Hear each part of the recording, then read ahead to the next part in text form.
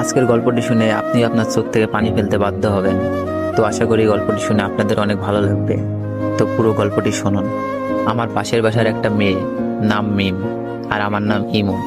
মিম আর আমি দুজনেই খুব ভালো বন্ধু, বলতে পারেন একজন আরেকজনকে ছাড়া চলে না।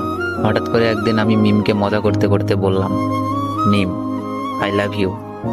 ও বলে, শোন ইমন, আমি তোকে ভালোবাসতে পারবো না, তুই শুধু আমার বন্ধু। এই কথা বলেই চলে গেল, আটকাতে পারলাম না। এভাবেই দিন যেতে লাগলো, কিন্তু মিম তো আমাকে ভালোবাসে না। কি যে করি। বলতে বলতে মিমের ফোন। ওই ইমন, কি করছো? তোর কথাই ভাবছিলাম মিম। চুপ থাক, খাইছস? না, তুই খাইছস মিম? হ্যাঁ খাইছি। তুই এখনই খেয়ে নে, আর মাঠে তাড়াতাড়ি আয়। আচ্ছা, বলেই লাফাইতে লাগলাম। মিমের মনে হয়তো আমার জন্য ভালোবাসা জাগছে। তাড়াতাড়ি খেয়ে গেলাম, গিয়েই বললাম, কিরে মিম, হঠাৎ জরুরি তলব?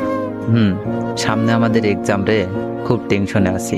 কোনো চিন্তা করিস না, ফেল করলে তোরে তো আমি বিয়া করবো, তারপর 2টা ক্রিকেট খেলার টিম বানাবো, তোর এক দল আমার এক দল। বলেই হাহা করে হাসি দিলাম। কিন্তু হাসি দেওয়ার পর যা ঘটলো তা আমি কেন, আমার চোখও বিশ্বাস করতে পারলো না।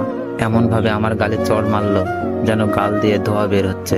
চড়টা মেরেই মিম বলা শুরু করলো, তোকে বন্ধু করেই জীবনে বড় ভুল করেছি, আজ থেকে আমাদের বন্ধুত্ব এখানেই শেষ। বলেই চলে গেল। আর আমার চোখ দিয়ে বৃষ্টির মতো পানি পড়ছে। কিছুই বুঝতে পারলাম না, খুব খারাপ লাগছে। শেষমেশ বন্ধুত্বটাও শেষ।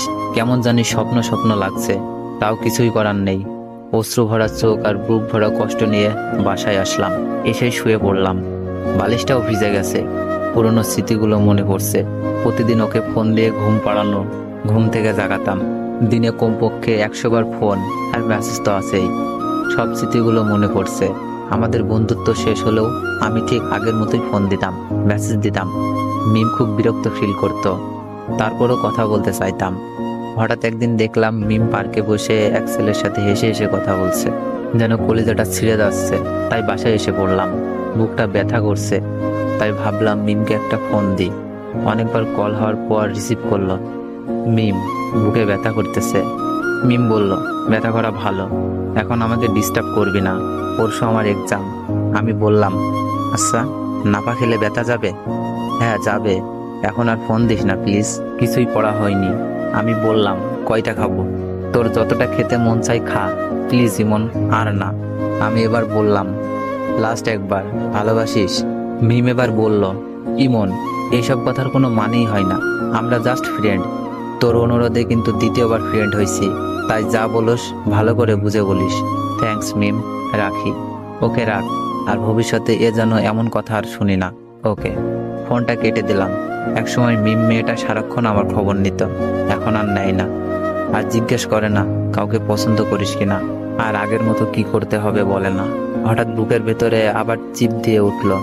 বুকটা চেপে ধরে একটু বিছানায় শুয়ে পড়লাম। খুব কষ্ট হচ্ছে। আবার বিছানা থেকে উঠে আমাকে নাবা খেতে হবে। কয়টা খাবো? মিম তো বলেই দিয়েছে যতটা ইচ্ছা খেতে পারে। সবগুলো ওষুধ মুখের ভেতরে পুরে ঘুমিয়ে পড়লাম। কাক ডাকা ভরে উঠে পড়ে মিম। মোবাইল চেক করে একটা দীর্ঘশ্বাস ছাড়ে। যাক, আজ আর কোনো মেসেজও নাই, মিস কলও নাই। পড়াই মনোযোগী হই। মিম মন দিয়ে পড়তে থাকে। হঠাৎ মনটা যেন কেমন কেমন করছে। তবুও ভালো, ইমন জ্বালাচ্ছে না। ছেলেটার কোনো কমন সেন্সও নাই। যখন তখন ফোন দিয়ে বলে, মিম, এইটা হয়েছে, এখন কি করব? ওইটা হয়েছে, বোরিং। কয়েক ঘন্টা কেটে গেলেও মিমের মোবাইলে আলো জ্বলছে না। হঠাৎ মোবাইলে মেসেজ টোন বেজে উঠল। মিমের কাছে বোরিং হ্যাপি দুইটাই লাগলো। মেসেজ অন করেই হতাশ হয়। রবি সিম কোম্পানির SMS।